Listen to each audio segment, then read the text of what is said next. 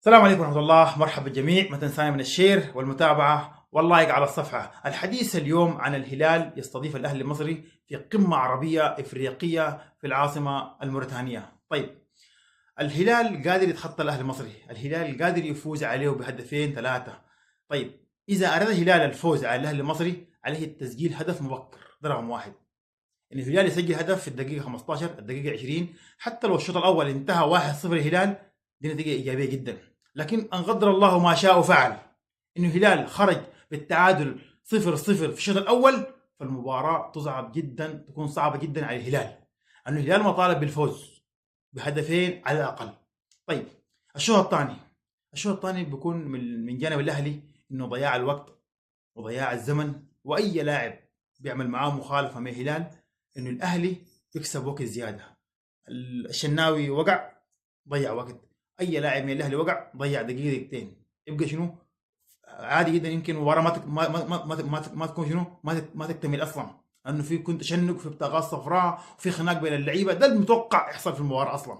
طيب، الحاجه الثانيه عايز اتكلم عنها انه اي تعادل للاهلي باهداف او بدون اهداف يخدم الاهلي المصري.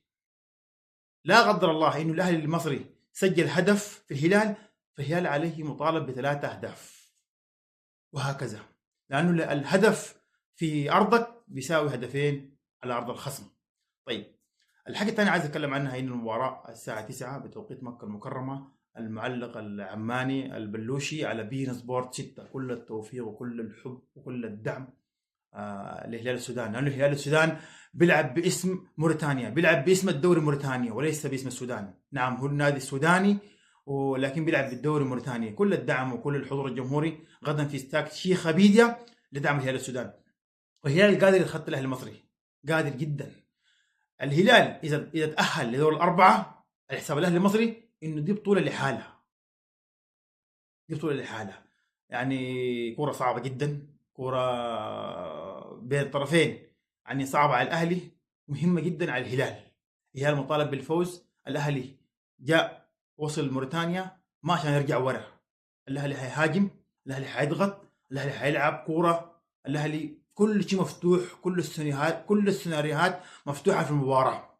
اذا كل الدعوات كل الامنيات لهلال السودان غدا بتحقيق انتصار يفرح الشعب الموريتاني والشعب السوداني، وان شاء الله نتقابل بعد المباراه نهني بعض انه الهلال تاهل لدور الاربعه. ده ما نتمناه. ان قدر الله ما شاء فعل انه الهلال خرج على اليد المصري، تبقى الطامه الكبرى.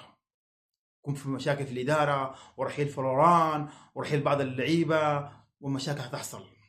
ان شاء الله ما تحصل.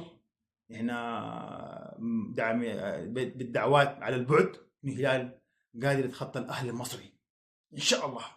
ما تنسونا من الشير، المتابعه واللايك على الصفحه. السلام عليكم.